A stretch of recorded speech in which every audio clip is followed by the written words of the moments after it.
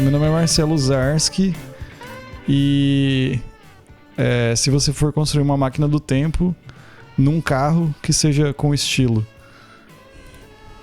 Meu nome é Anderson Rosa, conhecido como Frater Goya, e esse é o meu eu impermanente entre vocês. Eu sou Glauber Gorski e realmente é melhor viajar com estilo num carro do que viajar no tempo dentro de uma geladeira. Que ideia besta, né? Meu nome é Isabel Cortez e por uma questão de tempo eu caguei com toda a introdução. Olha lá, take 2, tá valendo. Mas o Glauber eu senti que ele deu um spoiler de alguma coisa aí. O Glauber do futuro. Não é spoiler. Não é spoiler, é um Não é spoiler, é um passo. Ai. Mas enfim, hoje a gente vai falar sobre viagem no tempo. Viagem no tempo um pouco dentro da ficção e um pouco fora dela também. Então a gente vai citar algumas ideias aqui. Nada muito científico, porque eu acho que a gente não vai conseguir tanto entrar nesse assunto. Mas acho que é um papo bem legal pra gente discutir. E algumas relações e a nossa relação, talvez, com esse tipo de questão de viagem no tempo. Que eu acho que é bem interessante. Depois da vinheta.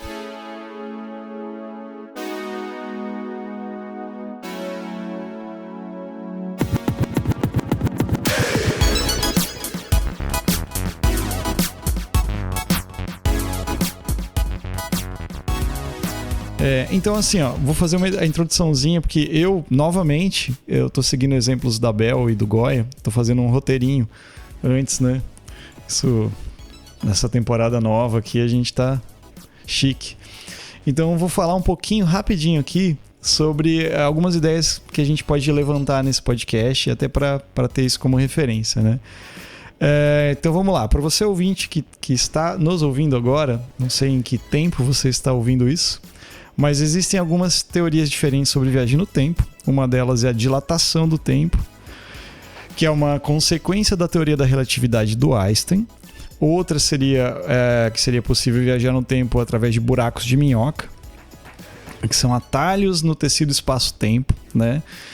E outras formas, por exemplo, hipotéticas de viagem no tempo seria surfar em cordas cósmicas, que eu não tenho ideia do que pode acontecer isso, viajando na velocidade da luz, e hibernação e outras coisas. Pergunte ao surfista prateado. Olha aí, ó.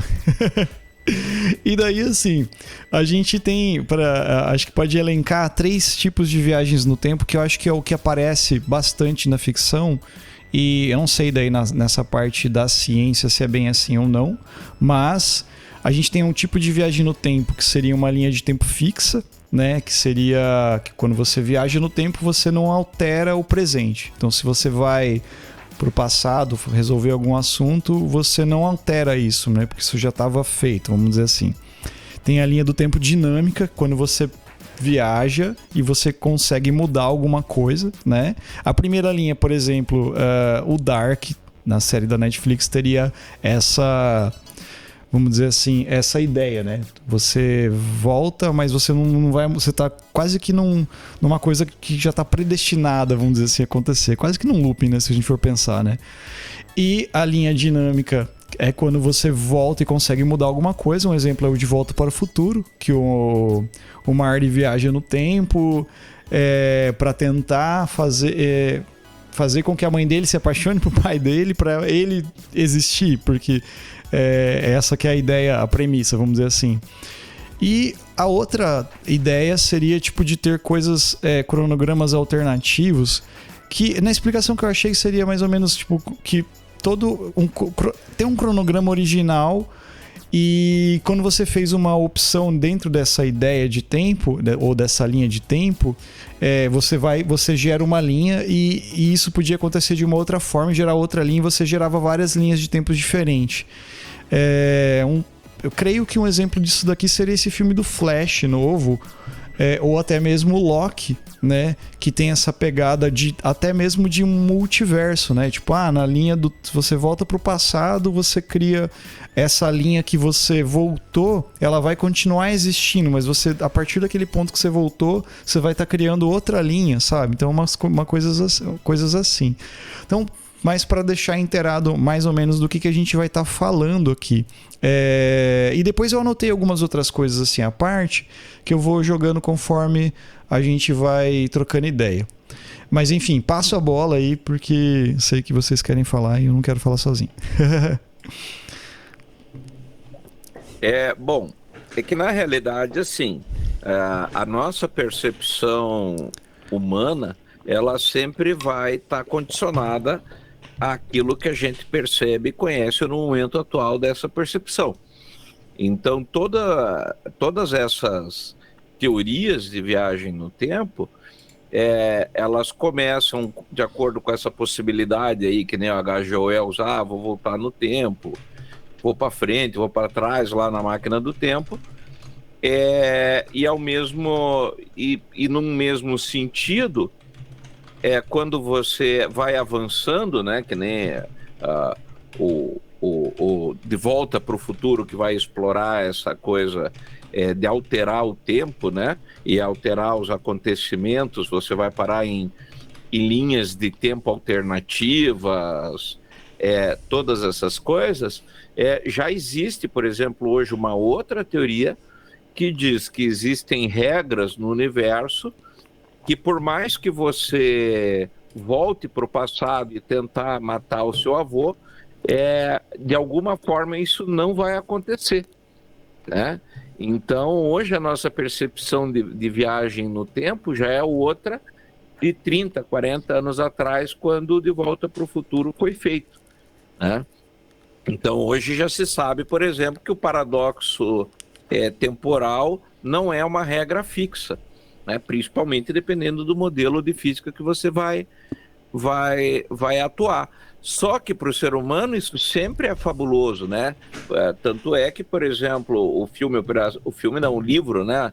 Operação Cavalo de Troia, do J.J. Benítez, ele investiga com a possibilidade de a NASA ter inventado uma máquina que permitisse os pesquisadores voltar ao período da crucificação de Cristo e investigar aquele momento, né? E depois vão acontecendo outras histórias ali, isso no universo escrito, né?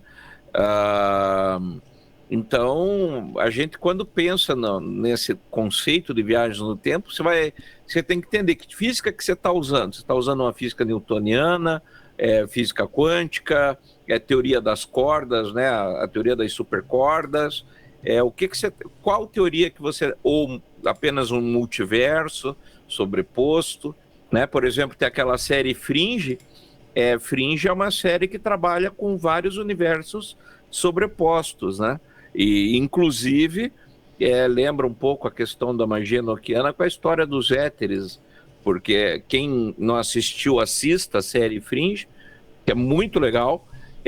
Até o Leonard Nimoy aparece na série, e eles têm lugares na Terra que permitem atravessar de um universo para o outro, exatamente como os éteres do John Dee para a magia enoquiana. Então, são coisas aí que a gente tem que pensar. Vou passar para frente a bola.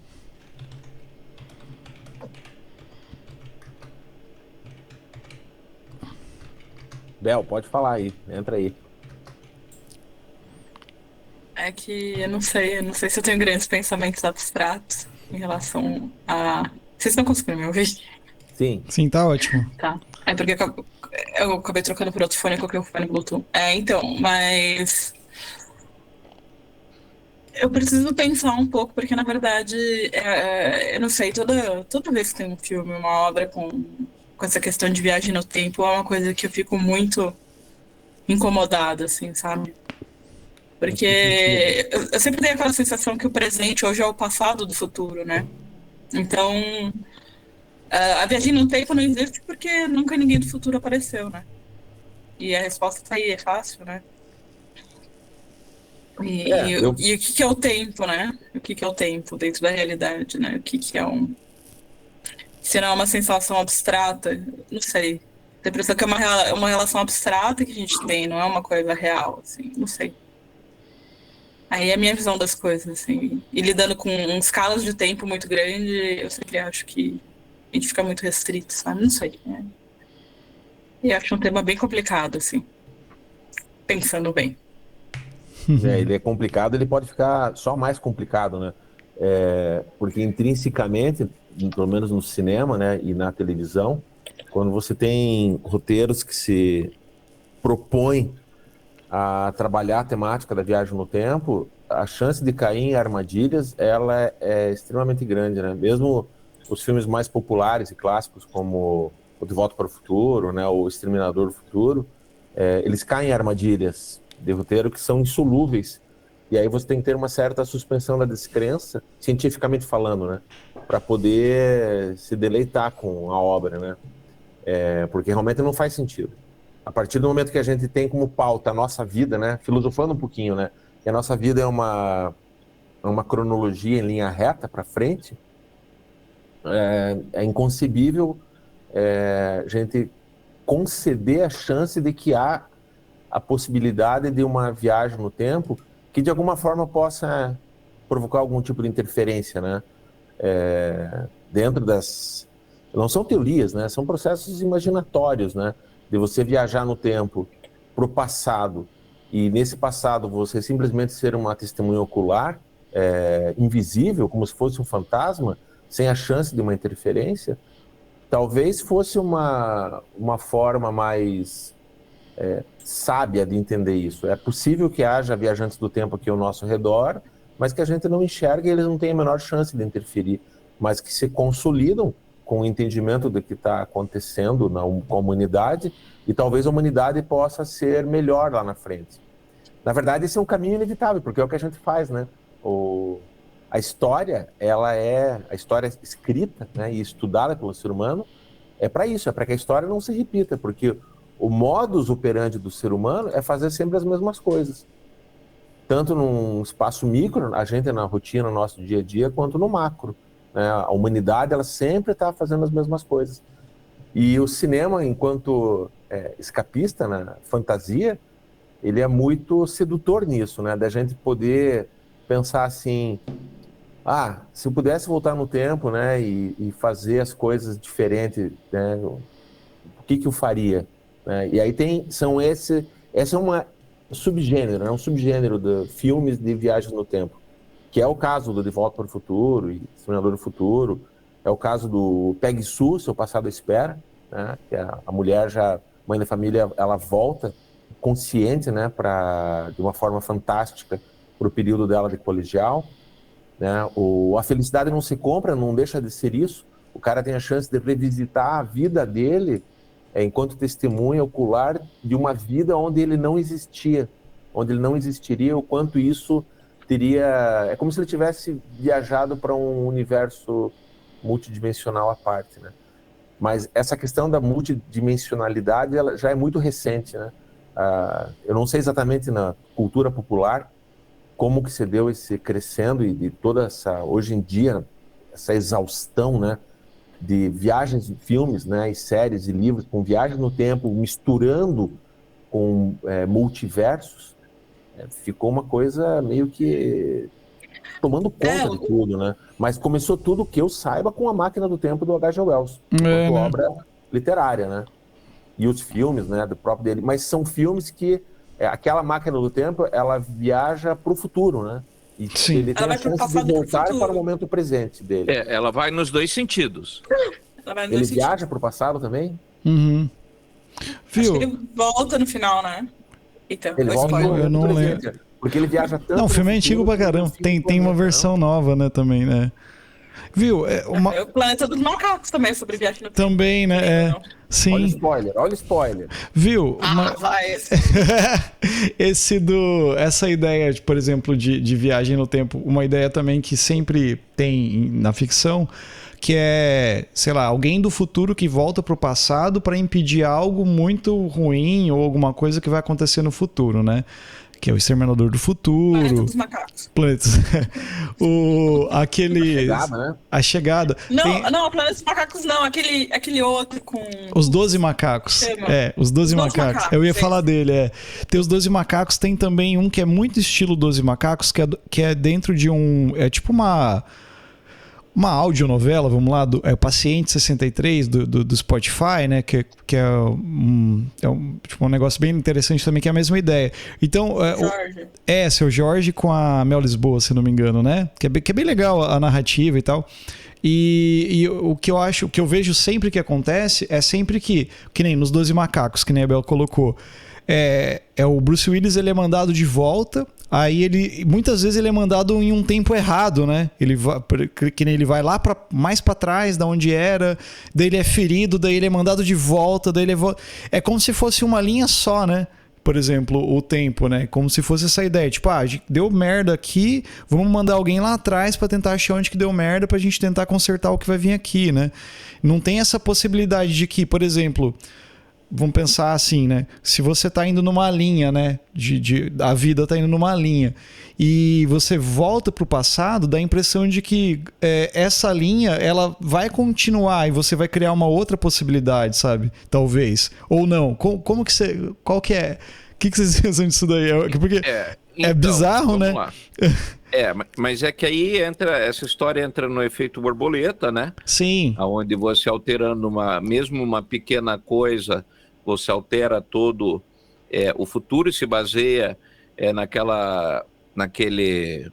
É quase um koan, né? Mas é um conto chinês, do sábio chinês que acorda, né? Dizendo que sonhou com uma borboleta, e daí ele não sabe se ele é uma borboleta que sonhou ser um sábio chinês que acorda sonhando que é uma borboleta, ou se ele é um sábio chinês que apenas sonhava com a borboleta, e assim por diante. Só que na realidade, assim, eu tenho algumas coisas aí.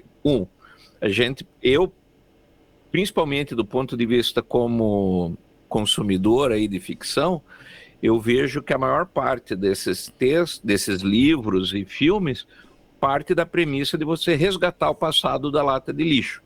Então, você sempre tem uma situação muito ruim na sua vida, que daí você quer voltar lá atrás, eu quero reparar o erro que eu fiz, que se eu não tivesse feito aquele erro, a minha vida não ia estar assim, o mundo não estaria assim, Thanos não teria aparecido, Homem-Aranha não teria morrido, e aí por diante.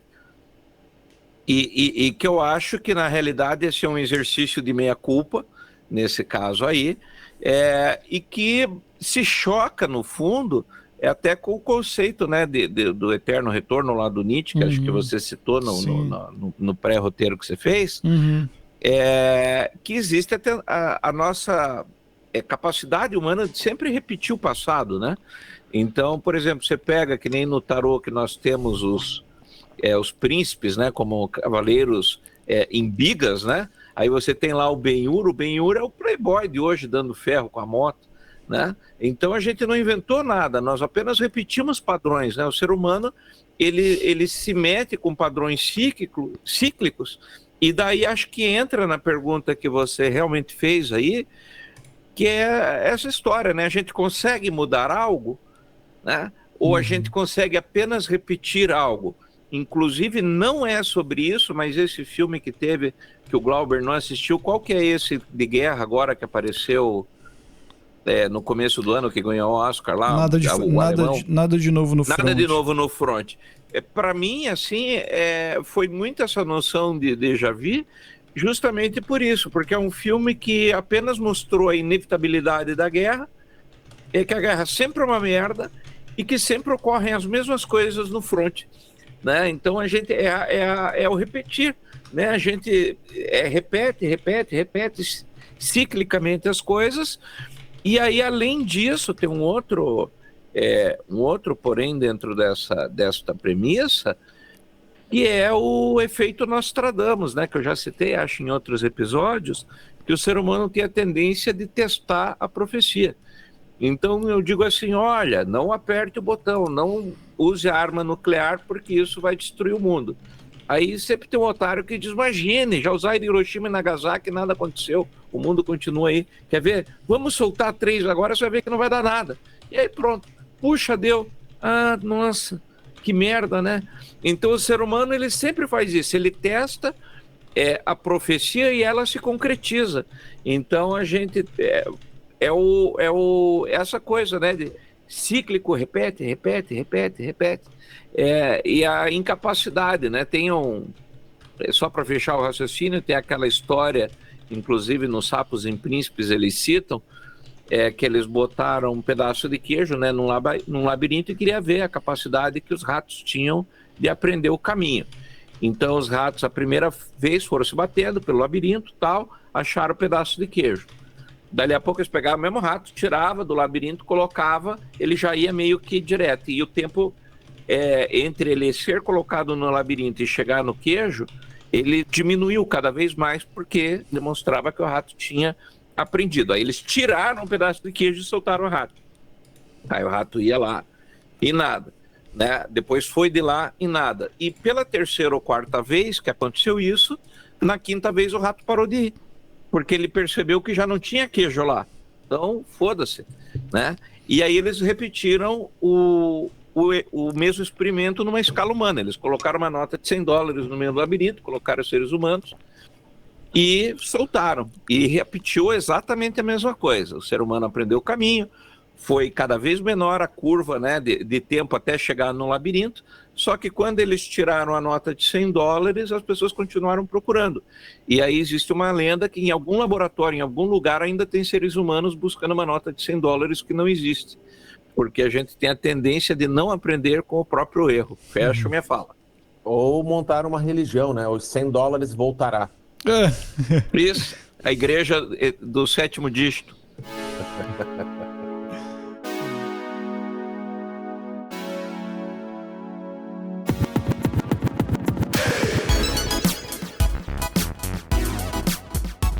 Viu?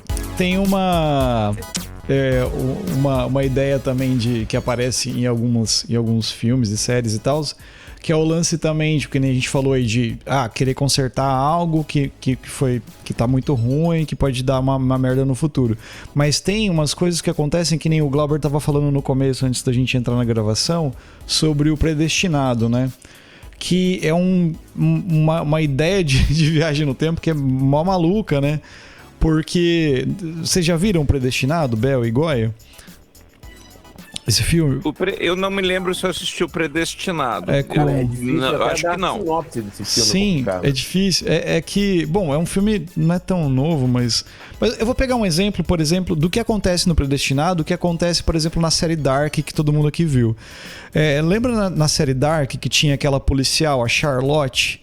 Né? A Charlotte, ela é filha do padre lá, né, do Noah, com a filha dela, né, com a Elizabeth. É bizarro de pensar isso, né? Que daí a Charlotte é mãe da Elizabeth e ao mesmo tempo ela é filha da Elizabeth. E daí lá na série tem essa ideia de que a Elizabeth foi pro futuro com que vamos dizer assim, com o Noah.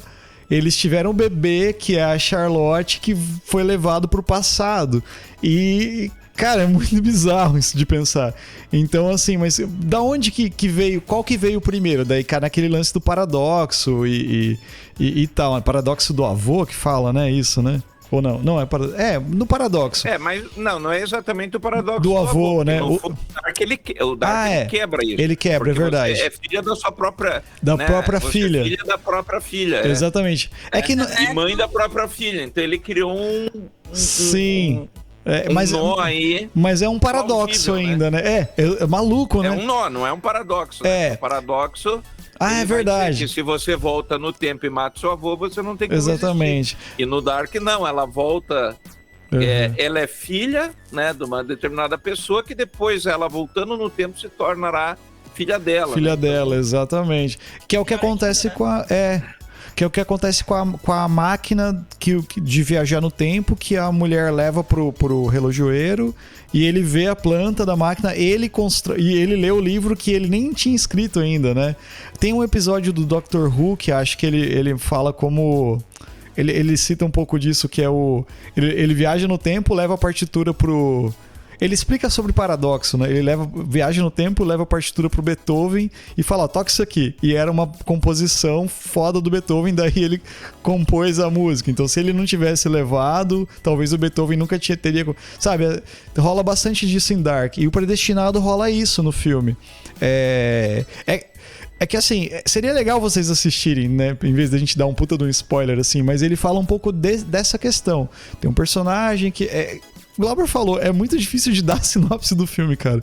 Mas é mais ou menos nessa ideia que a gente falou, a filha do filho que é.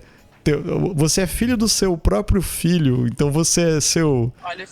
Nossa, cara, é muito foda. O Predestinado. Não, mas ele é mais bizarro, Bel. Ele Vamos tem falar uma de pequena filmes mais diferença. antigos. Fala aí, Bel, pode falar.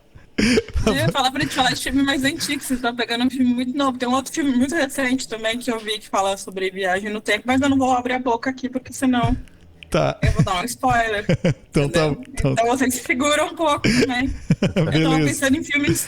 Eu tava pensando em. Vocês estavam falando, sei lá, da ideia de você fruir o passado. Eu lembrei daquele filme Meia-Noite em Paris, do Woody Allen, Bom. que é muito bonitinho, né? Sim, muito bom. E fala. E é o que fala do Tarot de Tote também, não é? Ah, eu não sei, Gói. Espera aí. Qual que é Meia-Noite em Paris? É o que o cara pega Ele volta Owen no século, Wilson. né? Ele pega uma carruagem, não é carruagem, ele pega tipo um carro. Aí ele E vai- vai parar, sei lá, 30, 40 anos atrás. Não sei, Não, primeiro 100 ele anos viaja, atrás. Não, Ele vai antes, parar em depois ele vai para 100 1900. anos. Ah, Não tô é. ligado. O do Woody Allen, que tem o Tarot de Crowley, é um filme chamado Scoop, de 2006. Entendi. Inclusive é o Tarot de Crowley. Não apenas é tarot, como é o Tarot de Crowley. Uhum. Outro, desses antigos também, tem um que o Glauber falou uma vez, que o cara viaja no tempo pra... Puta, como que é o nome desse? Que você falou do diretor, que você curte, Glauber? Agora complicou. Não, cara, que o cara viaja ele viaja pra pegar o Jack... 43 minutos. Isso, é muito legal também, cara, que é uma aventura, né, vamos dizer assim, se for ver, né? Que é bem interessante. Então, ele usa assim porque a premissa desse filme... Bom, deixa eu fazer só um pequeno preâmbulo para chegar nesse filme. Tá. Eu, fazendo um levantamento aí dos filmes, eu descobri que tem subgêneros de viagem no tempo, né? Existem, a maior parte, que são os mais conhecidos, esses, assim como o Anderson falou. Vou voltar no passado para resolver uma merda que eu fiz no presente, ou que a humanidade fez, né? Mas tem aqueles que vêm do futuro para o momento presente, que também pode ser para isso, né? E tem aqueles que gente do passado vem para o momento presente, que é o caso do século 43 minutos, porque ele se propõe a meio que dar uma solução para o que aconteceu com o Jack Stripador que ninguém nunca achou. Simples, ele entrou numa máquina do tempo do H.G. Wells e veio parar na Londres dos anos 1970, né? Uma solução criativa que virou um filme, né? Virou um livro e virou um filme. Um outro que também tem essa mesma temática é Os Visitantes, que é um filme francês, teve até uma continuação, e daí ele teve um remake, que é com o Jean Reno. Inclusive o remake é com ele também. Que são história de dois cavaleiros medievais, lá, dois personagens da época medieval, e eles vão parar no século XX. Né? Então eles se deparam, a primeira coisa que eles chegam é numa rodovia, né? Então tem carros, tudo. Então é essa viagem no tempo de quem está vindo lá de trás e chega no momento presente. Então tem vários desses gêneros também, né? E o que também tem, que é o que mais me interessa, assim, o que mais me dá tesão mesmo, assim, de usufruir, de pensar e viajar, são os que tem o looping, né? O looping temporal, que é o feitiço do tempo, né? Que é você voltar no tempo sempre para a estaca zero. E tem vários filmes, assim, inclusive alguns episódios de séries de televisão, como tem um episódio chamado Segunda-feira, do Arquivo X, onde o Mulder e a Scully, eles morrem numa explosão, num atentado, num assalto a banco. Só que a Scully sempre volta para o início do dia. Ela não sabe disso ainda. Mas ela começa a perceber que tem alguma coisa esquisita naquele dia. E eles têm que... É o monstro da semana, eles têm que resolver isso. E o próprio The Walking Dead, no Tales of the Walking Dead, tem um episódio assim. Que são duas mulheres que elas morrem sempre no dia do apocalipse zumbi, mas elas sempre voltam pro dia original, até que elas tenham uma solução perfeita para o dia, né? Então, essa coisa do looping, que é uma coisa do videogame, né?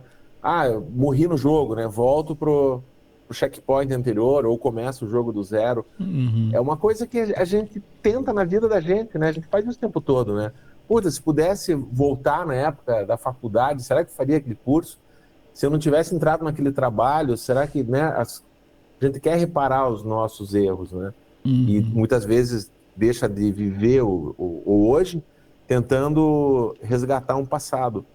Bom, quem vive tragédias pessoais, né, pessoas que perderam filhos, pessoas amorosas, assim, o que mais gostariam de fazer é voltar no tempo e evitar a tragédia. Mas isso não acontece, pelo menos pela terceira pessoa. O que pode acontecer, e aí os ouvintes que já passaram por um processo como eu de terapia, de psicanálise, é que você corrigindo internamente coisas lá no passado, magicamente, Anderson Rosa, se você tiver o telefone vermelho do Frater Goya e puder falar com ele, talvez ele consiga até trazer uma explicação sobre isso.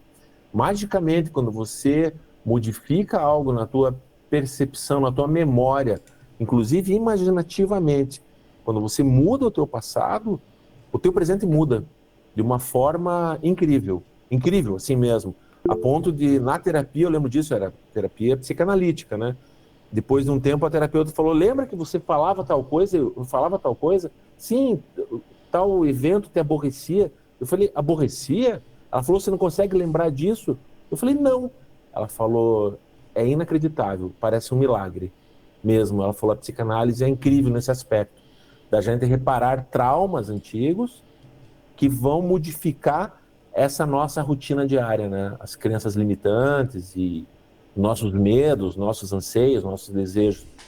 Então, isso vai me explicar um pouquinho o que é que a gente busca quando a gente tem prazer em ver filmes sobre viagem no tempo. Principalmente esses que são de voltar ao passado e reparar algum erro, como o Belíssimo, em algum lugar do passado. Que se não é reparar um erro, é uma conquista amorosa por alguém que não tem a menor chance de estar compartilhando no mesmo universo. Sim, filmaço. E livro também, Richard Matheson. Richard Matheson, do Eu Sou a Lenda, né? Não, ele é fabuloso. E acho que o Barco do Amor também é dele. Mas isso que você fala, Glauber, é um processo que tinha o nome, pelo menos até pouco tempo, de ressignificação, né? E o que acontece? Do ponto de vista até neurológico, a tua mente ela segue determinados caminhos, né? Através dos neurônios. Você tem sinapses, que à medida que você realiza determinadas funções, como por exemplo tocar violão, você consegue colocar no piloto automático, né? Então, porque o teu cérebro já acostumou a fazer aquilo, então ele vai seguindo aquele caminho da roça, né? E daí o que acontece? Quando você tem, por exemplo, uma experiência traumática, você tem uma resposta. Se a gente não tem uma resposta para um determinado evento, você cria uma resposta que nem sempre é melhor, por isso que vai dar o trauma. E daí, quando você ressignifica, por exemplo, depois de vários anos, olha, eu reagi daquela forma porque naquele momento eu entendia daquele jeito. Agora, hoje, eu consigo entender que aquilo aconteceu por A mais B, ou eu perdoo, aí tem vários caminhos que você vai tomar, né? Mas aí, quando você ressignifica aquela experiência, a tua resposta e todas as respostas decorrentes vão seguir outro caminho da roça. Você estabelece outro conjunto de ligações que vão te dar outras respostas melhor acabadas do que aquela que você tinha, como você tem agora o termo, né, que se usa bastante, a crença limitante, né? Se antes te levava para um beco sem saída, agora te leva para uma avenida, te leva para outro lugar, né? Então você tem esse dispositivo, né? E que é extremamente interessante, que isso pode ser tanto através de um processo terapêutico, auto-hipnótico, ritual mágico. Você pode fazer um ritual, por exemplo, eu vou queimar aqui todas as figuras do meu passado que me fizeram mal, né? Ou, se na minha vida eu sou um bosta, no meu ritual mágico eu sou um mago que usa a espada para enfrentar demônios, e daí aquele demônio lá representa aquela pessoa que me fez mal no passado. E assim por diante. Então você consegue sim recriar perspectivas. E aí até deixa eu fazer uma teoria, uma coisa engraçada, porque quando no Tai Chi, né, ele é uma técnica corporal, né? Começa por aí.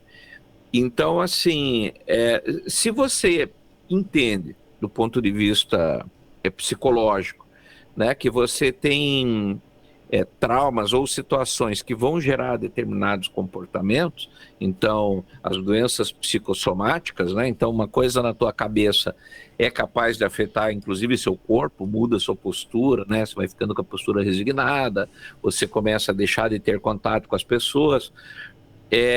Eu, através da minha prática como professor de Tai Chi, eu percebo, e eu já faz um tempo que eu cultivo essa ideia, de que você, conseguindo realizar um movimento que para você era impossível, vamos pegar um bem simples, por exemplo, fazer tocar os pés com as mãos, ou fazer um espaccato, por exemplo, quando você consegue realizar este movimento, isso também mexe alguma coisa na tua cabeça. E um caso que eu tenho curioso disso é que eu dava aula de Tai Chi, lá num colégio que eu trabalhava, aí em Curitiba, e eu tinha um grupinho dos professores de artes desse colégio que eram incentivadores da prática. E entre eles tinha uma professora que não gostava de contato físico. Então eu sempre fui muito de chegar, beijar, abraçar e tal. E aí um dia eu cheguei para a primeira aula e falei, beijo, abraço para todo mundo. Quando eu cheguei nela, ela disse assim, não me toque. Por favor, não me toque, eu não gosto. Eu falei, mas é comigo ou é geral? Ela falou, não, é geral. Eu não gosto que me toquem. Ok? Se você tiver que me corrigir, me fale que eu corrijo, mas não me toque. Eu falei, tá bom. Né? Eu tenho que respeitar a pessoa, né? E daí ela começou a praticar o Tai Chi. Ela foi praticando. 6 meses depois da prática, um dia eu chego na escola na escolinha lá para dar aula pro pessoal. Fui beijando todo mundo, ela eu não beijei, daí ela me chamou, falou, você não vai me beijar? Eu falei, mas você não gosta? Ela falou, não, agora eu estou aceitando. Só que durante esses 6 meses, em nenhum momento eu falei disso. Né? Em nenhum momento eu falei, vou terapeutizar ela, Não, simplesmente nós fomos fazendo a prática rotineira, como todo mundo foi fazendo. E aí os movimentos, à medida que ela conseguiu realizar os movimentos da prática, em algum momento desbloqueou essa coisa do abraço. Não sei como nem porquê, mas houve o processo inverso. Ao trabalhar com o corpo, resolveu um nó que ela tinha na cabeça, né? Então, isso são coisas extremamente interessantes. E aí, se você vê, vamos puxar isso, que parece que a gente fugiu, né? Vamos puxar isso para a viagem no tempo, né? Enquanto resgate. Eu acho que a validade dessas viagens no tempo ficcionais é justamente isso, como você citou, o Richard Matheson, né? Em algum lugar no passado, ele resolveu um amor que ele nunca teve, de repente nós conseguimos resgatar um passado que destruímos, né? Conseguimos recriar um futuro até então inexistente, né? Então, eu acho que as obras ficcionais, elas vêm nesse sentido de ressignificar a nossa existência. E aí eu acho que é o grande valor delas enquanto obra. Mais do que científico do ponto de vista de possibilidade física disso acontecer, mas sim a possibilidade de trabalhar na cabeça e trazer novas alternativas que a gente não pensava até então. Né? Sei lá, desculpa, eu viajei. Esse lance que o Glauber falou sobre looping, né? Eu lembrei de um filme que eu assisti nos anos 90 que chama-se Meia-Noite 1. Eu até falei ali no chat. Que ótimo. É bom pra caramba. Ele é um filme tipo a Sessão da Tarde, né? Mas é muito bom que a ideia é que o cara trabalha numa empresa é uma empresa que... Eu não lembro que tipo de empresa que era, mas é uma empresa de coisas científicas, assim. E ele é meio apaixonado por uma colega de trabalho, que é uma mulher mais... uma cientista lá. E ele presencia o assassinato dela no meio. E no final do dia, assim. E daí ele gostava dela, então ele vai pro boteco, enche a cara, volta pra casa dele, dorme. Acontece alguma coisa à 00:01 e ele acorda no outro dia. Ele vive o mesmo dia, tipo o da marmota lá que você citou, né? A mesma coisa o tempo todo, né? E daí é legal porque ele tá tentando achar um jeito de impedir que ela morre todos os dias, assim, sabe? Então ele decora algumas coisas que acontecem, tipo, ele morre várias vezes, depois volta. É muito engraçado, assim, é um pouco de ficção com humor, assim, sabe? Achei bem interessante. Eu lembrei desse filme aí. Achei, pensando em looping, assim. O próprio, se você for ver, assim, parar pra pensar, até a própria série Dark, ela tem essa coisa do looping, né? Porque a explicação que eles dão no final é uma outra coisa, né? Que explodiu, virou duas realidades diferentes, que talvez pode até ter mais umas outras, assim. Mas que ficar esse looping o tempo todo rolando, né? É a mesma ideia. Eu acho legal isso também, cara. É o tipo de viagem no tempo que eu mais gosto também, assim, sabe? E eu acho... Pode falar. Quando você fala de Dark, eu tenho vontade de fazer um episódio só sobre Dark. Sim. Cara. Sobre tudo que tem, né? Eu preciso defender uma coisa no Dark, inclusive, assim, diferente do Predestinado, que é fechado, né? O Dark, ele tem um gatilho inicial, que é o que eles buscam, descobrir o gatilho inicial, e lá no final eles vão resolver isso, né? Tanto que vai acabar todo esse processo que era filha da mãe, vão desaparecer essas pessoas mesmo, né? Sim. Inclusive os protagonistas, eles desaparecem. Né? Eles não existem, né? Vamos dizer assim. Né? É maravilhoso isso. Sim. Porque em algum momento esse gatilho cedeu e ele tem uma coisa que é muito interessante, que eu fui sacar assim lá pela metade da terceira temporada, quando você já sabe que tem um outro universo. E eu lembrei da fita de Moebius. Sabe a fita de Moebius? Aquela fitinha de papel, para quem está ouvindo, fazer um exercício de imaginação ou dar uma procurada, que é uma fita de papel que você corta um pedaço dela, inverte um lado e cola de novo. Então ela vai fazer um pequeno retorno ali. E aí quando você passa uma caneta ao longo da fita, a hora que você for completar uma volta, você está no verso. Porque ela é infinita, né? Ela tem uma borda infinita. Então, em dado momento, você está no ponto inicial, só que do outro lado da fita. E o universo ela mostra que o papel é unidimensional, né? Ele é unidimensional, mesmo você passando duas vezes no mesmo ponto, só que do outro lado. E o Dark, ele é isso. O roteiro dele, depois eu revendo mentalmente, né? Eu não assisti a série de novo. Já tinha visto as duas primeiras temporadas para poder ver a terceira, né? Vi duas vezes as duas primeiras temporadas. Mas daí eu lembrando, assim, eu percebi que é isso. Eu não vi em nenhum lugar ninguém falando, assim, nada, que eles se apoiaram nisso. Mas fica muito claro, assim, o que está de um lado está do outro lado e é contínuo, né? E isso precisa ser interrompido, que é a busca deles, né? Todos querem, de alguma forma, interromper aquele processo todo, né? Porque o nome disso é inferno, né? Sim. Você fazer as mesmas coisas todos os dias sem ter uma chance de evolução é a eternidade infernal, né? Então, eu acho que esse convite sobre a superação que os filmes de looping têm são isso. Assim como o do Tom Cruise, né? No Limite da Manhã. E o próprio Vanilla Sky, que de alguma forma também é viagem no tempo, né? Ele ele tem um pouco disso, né? Ele é mais congelado, né, em criogenia e fantasiando na criogenia, mas também né? É que tem a coisa do flashback, tem a coisa da memória, né? Isso. Aliás, o flashback, muitas vezes, ele é mal interpretado ou mal utilizado, dando a sensação de que, para quem está assistindo, aquela informação nova, que é um evento antigo, é como se fosse uma viagem no tempo. Né? Então, tem um pouco disso. E a coisa de reparar o erro, né, olhando para trás, né, e tendo a chance de fazer de novo, ou percebendo as coisas. Talvez o filme, a história, né, mais clássica seja o Conto de Natal, do Charles Dickens, que tem os fantasmas do Natal passado, presente e futuro. Uhum.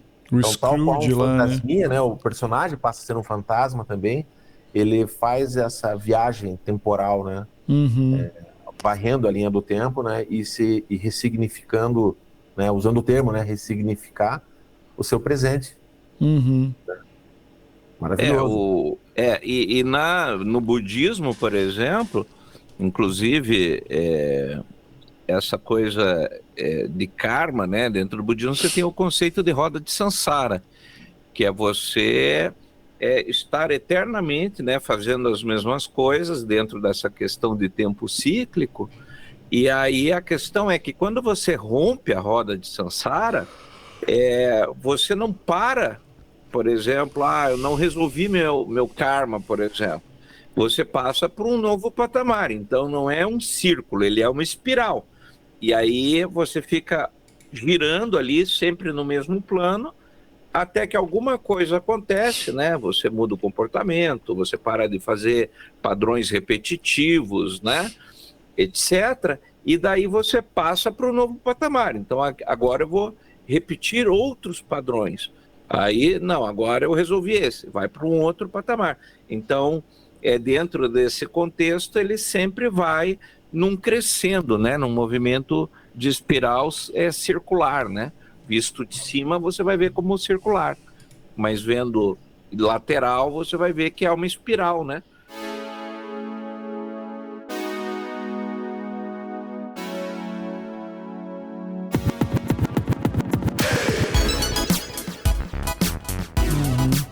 Viu? E vocês viram Tenet?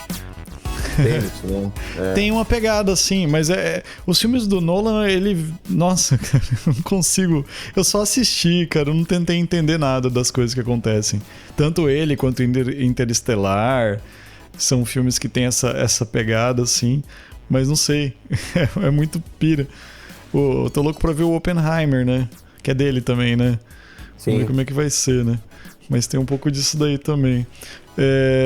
Mas esse tipo... É que ele se apoia em vários elementos científicos, assim, pra construir a narrativa dele, né? Então ele tem essa pegada já, assim.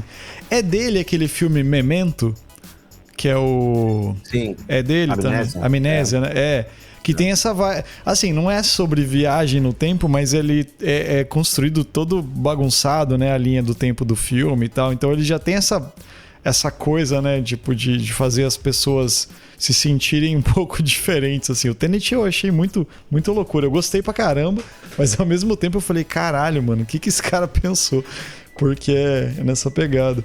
Mas, viu, antes de prosseguir, a Bel, que eu sei que curte essa coisa mais dos clássicos, assim, de ficção científica, tipo a Máquina do Tempo e coisas assim, você ou vocês também jogando esse tema, viagem no tempo, sabe, passado, futuro, ele, lógico, ele não é atual, mas vocês têm ideia de onde que saiu? Bel, por exemplo, que gosta aí dos H.G. Wells, dos Philip K. Dick da vida, vocês têm alguma ideia do tipo assim, de qual que foi um dos primeiros, tipo, sei lá, contos, livros, romances que trabalhou esse tema, fora da ciência, né, vamos pensar assim, né, que trouxe isso pra ficção? Vocês têm ideia?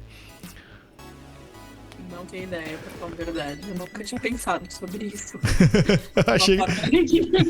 Eu achei que você ia ter a resposta. Honesta. Não tenho essa resposta. Droga. Não sei, mas eu acho que aquela é uma eterna angústia, né? Aquela eterna angústia que a gente tem de nunca, sei lá, do arrependimento, né? Acho que esse negócio, acho que a ideia da viagem do tempo, ela surge a partir da nossa necessidade do arrependimento, né? Daquilo que você se arrepende. Então você quer ter uma máquina do tempo pra quê? Sempre pra se corrigir, né? É que acho que com o passar do tempo as ideias estão mudando, né? Sei lá, com o H.G. Wells ele já vai propondo uma viagem no tempo onde ele vai pro futuro, depois ele vai pro futuro ainda mais distante, né? Que tem aqueles Morlocks, não sei o quê, né? E pra mostrar, sei lá, como a humanidade acabou se degradando, né? É meio que isso o futuro, né?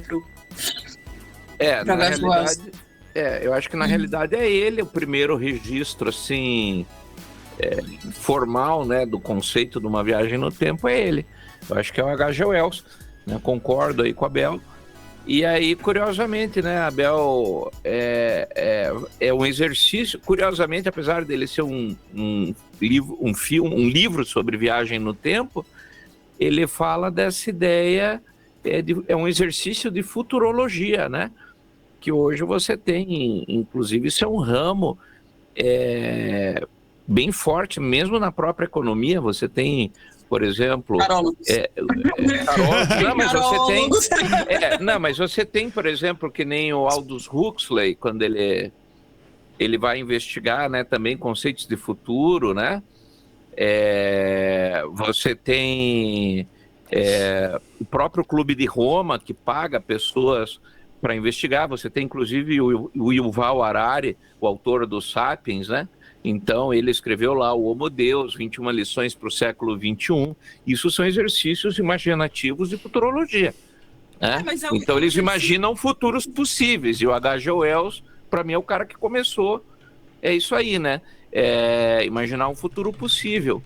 Se bem que o primeiro livro sobre esse tipo de coisa é o Edgar Allan Poe, né? Júlio Verne copia Edgar Allan Poe várias coisas nesse contexto, e H.G. Wells também. Júlio Verne, né? O Júlio Verne, ele se baseia em Poe, né? Mas o Poe é o cara que imagina o futuro primeiro, né? O pai da ficção científica, apesar de pouquíssimo reconhecido, é o Edgar Allan Poe. Uhum. Você tem a impressão que Pode falar, Bel. tem uma certa ansiedade? Que tem uma certa ansiedade, né? Porque a minha sensação é que, sei lá, se você tá tendo um futurologista é porque você não tá conseguindo lidar com as suas angústias do presente, né? Com o amanhã. Então é esse estado de atenção, de perigo, né? De medo do que pode acontecer, e aí você fica se perdendo, né? Assim, porque uma coisa é você imaginar um futuro num sentido utópico, por exemplo, lá, um escritor de ficção científica que fica pensando, e se os carros fossem voadores, né? Isso é uma ideia de você, sei lá, ou quando você escreve um livro sobre o futuro e você está no presente imaginando o futuro, né? E outra coisa é você querer saber hoje do futuro, né? E aí ser um futuro concreto, não um futuro criativo, né? E acho que isso muito tem a ver com a própria ansiedade que a gente tem, né? Em relação ao tempo, em relação... Assim, da mesma forma que em relação ao passado você quer mudar o passado, o futuro você quer ter controle sobre as suas ações, né? Uhum. É uma mistura de tudo, né? Fala. Mas eu acho que mais a Bel, por exemplo, se você for ver que nem esses textos do Yuval Harari, Aldous Huxley, tem aquele cara que eu gosto, do Adam Schaff, que eu já citei, que é a Sociedade Informática, que o Clube de Roma paga ele para imaginar os próximos 30, 50 anos da economia, que é para se definir a longo prazo para onde vai a indústria, para onde vai os investimentos mundiais, para onde vai a economia mundial. Então tem caras que eles têm a missão, né, dado a sua visão mais ampla do mundo, de tentar entender isso. Inclusive a gente está percebendo uma dessas discussões que está acontecendo nesse momento é justamente sobre a inteligência artificial, né? Então, você está tendo, temos que limitar, por quê? Né? Então, você tem como desdobrar, a partir do momento atual, determinadas consequências. E é isso que esses caras fazem numa gama mais ampla. A diferença, por exemplo, de um cientista que está analisando apenas a inteligência artificial, você tem esses caras que investigam diversos panoramas nos quais isso se encaixa, né? Então, no futuro, o que vai ser mais importante? O estudo, o trabalho, como que chama? Entretenimento, o que vai ser? E aí eles conseguem fazer essa amarração, né? Então, esses caras, o papel deles é esse, né? Tentar vislumbrar isso aí, não tanto, acho que como ansiedade, mas como projetistas, né? De desenhar um futuro viável. Uhum. Aí, assim, quem que tá querendo isso, né? Economia, né? Dinheiro, poder, garantia, né? Porque tem certas coisas, o exercício da futurologia, no sentido de antever, né? Por exemplo, é como você fazer um exame, aconteceu comigo isso.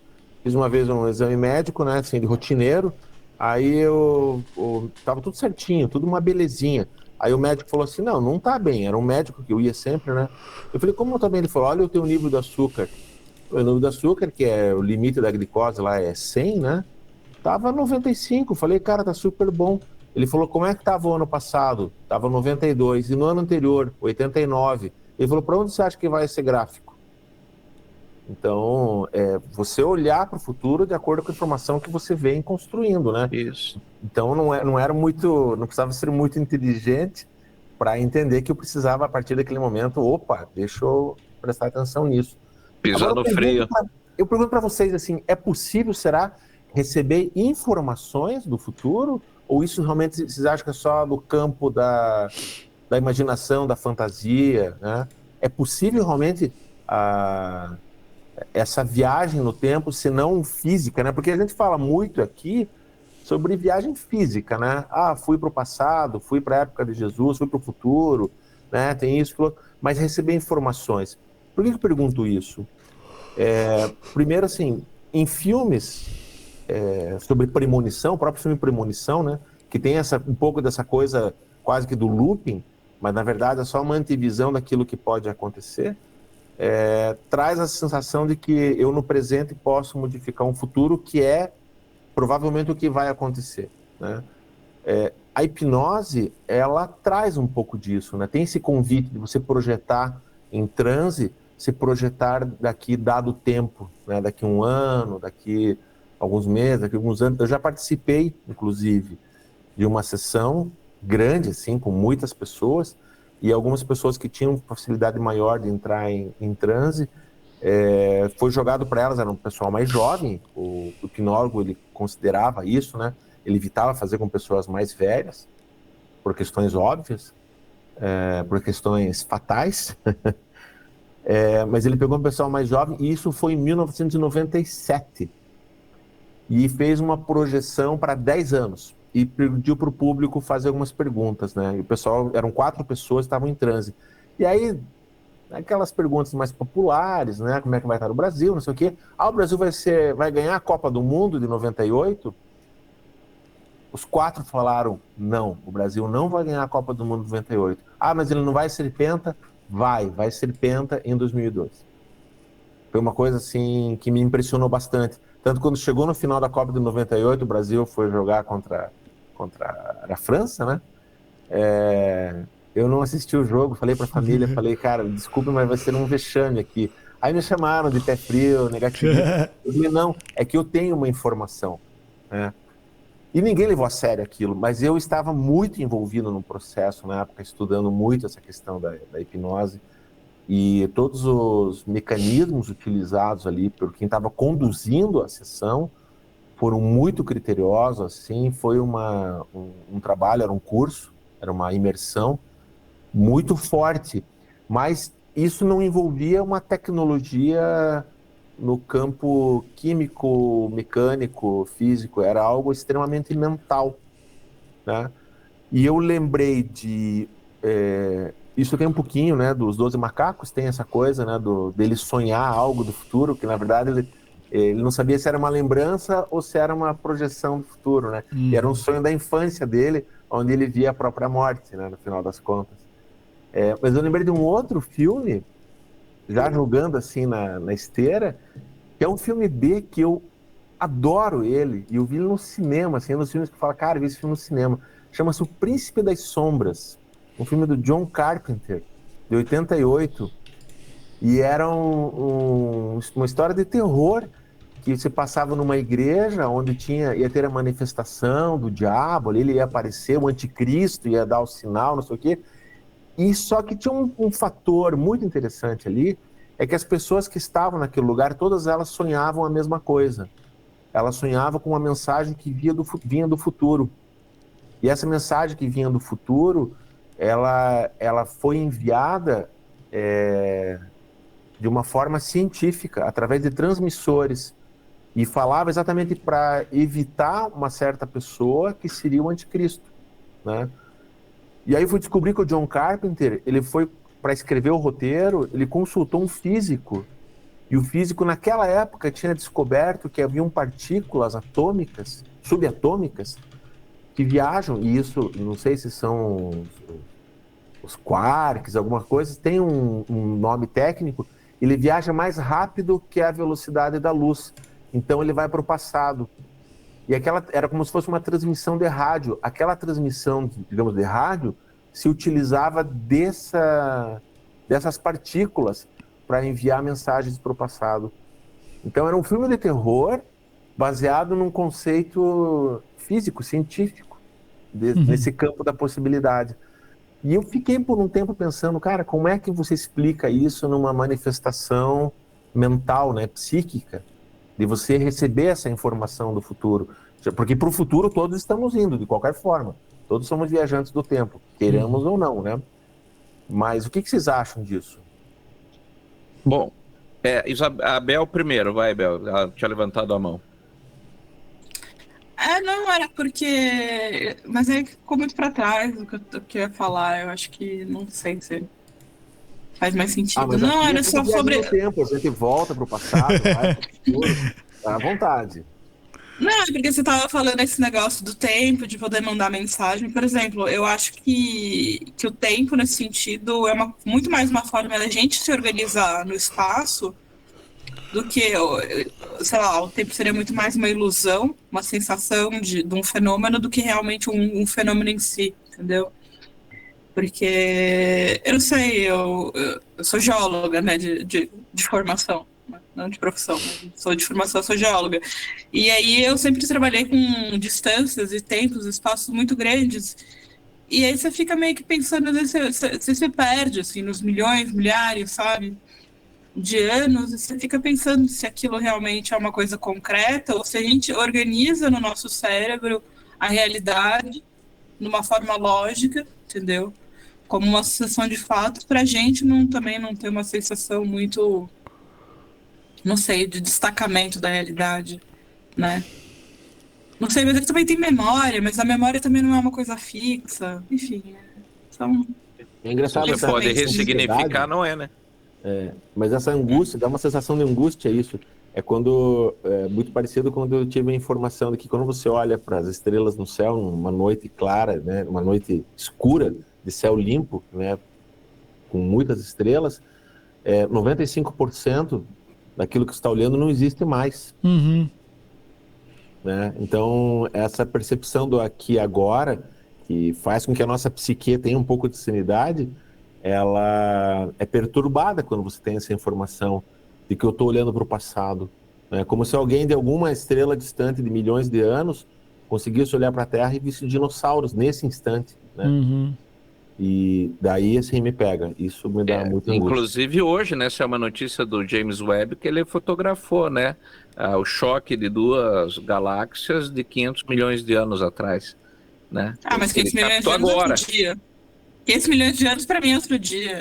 Eu trabalho com escalas que, sei lá, você começa a começar 1 bi, 2 bi, 3 bi, né? Aí você começa a ficar meio, meu Deus. Tá me dando um roubo já. Eu já tô pensando.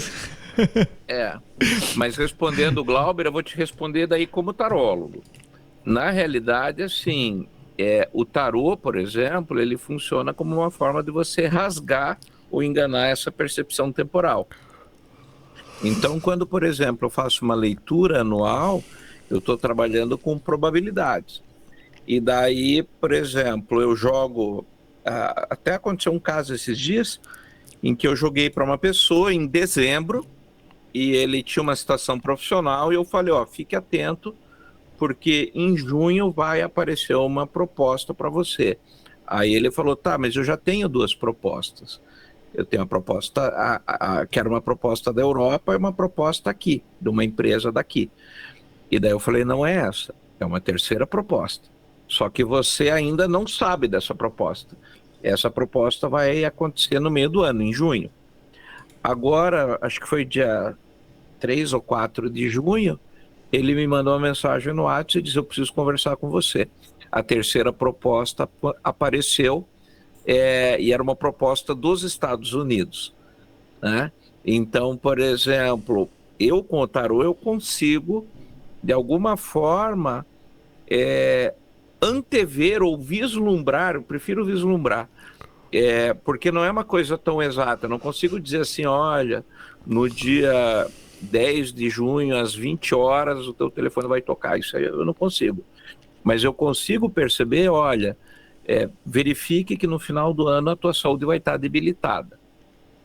Eu consigo perceber essas sensações. E daí é possível sim. E indiferente do quanto tempo.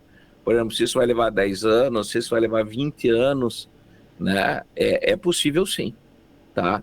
Não me pergunte o como funciona, porque aí a gente vai jogar todo tipo de opinião, e aí é opinião, não é uma coisa científica. E aí, neste contexto, é que tanto o tarô como a magia se tornam arte e não ciência, porque não é um processo matemático, é um processo de expansão da consciência, até você entendendo, como esse contexto que a Bel falou, que na realidade o tempo é uma percepção, então foda-se, eu não estou preso no tempo, né? Então, dá sim. E isso é técnica, tá? Isso pode ser aprendido, pode ser repetido. Não é assim, você não precisa ter um dom, você não tem que baixar um espírito, não tem nada disso, é técnica. Técnica pura e simples, né? Então dá sim, dá para você antever. Eu acabei de ver aqui que o filme que você falou lá, o Príncipe das Sombras. O Homem da Terra? Príncipe das Sombras, que o Glauber falou aqui, tem o Alice Cooper no filme, cara. Tem aqui o Alice Cooper, o Dennis Dunn, que é o japonês dos Aventureiros do Bairro Proibido, lá, o Big Troubles in Little China, e o Victor Wong, que é é muito engraçado. Ai. Informação inútil aqui. É que eu tava pesquisando. Uma dica importante, por exemplo, que eu falei aqui, não é exatamente sobre viagem no tempo, mas fala sobre o tempo em si. É um filme de 2007, tem no YouTube completinho para assistir, então vou dar a dica. Se chama O Homem da Terra. É um filme de ficção científica de 90 minutos, mais ou menos, e que foi pago do bolso do pessoal. Eram amigos que, tipo, nós temos uma puta história, vamos filmar. E daí eles fizeram, quase todo o filme é feito num único lugar, como aquela ideia do Hitchcock, né? Que ele fez isso, né, em alguns trabalhos, e que daí ele, para economizar custo, e até poder executar, por exemplo, em teatro, né? Então eles têm quase todo o filme dentro de uma sala. Então tem algumas 2 ou 3 cenas externas, mas ele é dentro de uma sala e fala sobre o tempo em grande escala. Bem interessante, assistam, O Homem da Terra. Mas você falou do Hitchcock, eu vi esses dias atrás, que eu nunca tinha visto, que é o Festim Diabólico, acho que é Rope, né? Que é feito num único lugar também, com um lance de... mesmo, como se fosse uma peça de teatro. Muito bom, cara, também. Galera, e aí, temos um episódio? O Goethe... Eu quero dar 2 últimas dicas, eu tenho uma lista gigantesca. Imagina. De filmes, mas 2, assim, muito queridinhas. Aliás, 3, já que a gente falou aí de olhar o futuro. Um é a do Stephen King, lá, que virou filme Na Hora da Zona Morta. Né, que tem essa coisa de ter informação do futuro, e coisas do futuro podem ser modificadas e algumas não, né? O filme, a obra do Stephen King versa sobre isso. Uma obra pequena e brasileira que muito me instigou quando vi na época, que é um curta-metragem do Jorge Furtado chamado Barbosa, com o Antônio Fagundes. E o Antônio Fagundes faz o papel de um cientista que constrói uma máquina do tempo. E ele quer voltar, ele podia voltar para acabar com Hitler, né? Mas não, ele quer voltar para a final do jogo Brasil e Uruguai, no Maracanã, em 1950, e fazer de tudo para o Brasil não levar, não ter a derrota sobre o Uruguai.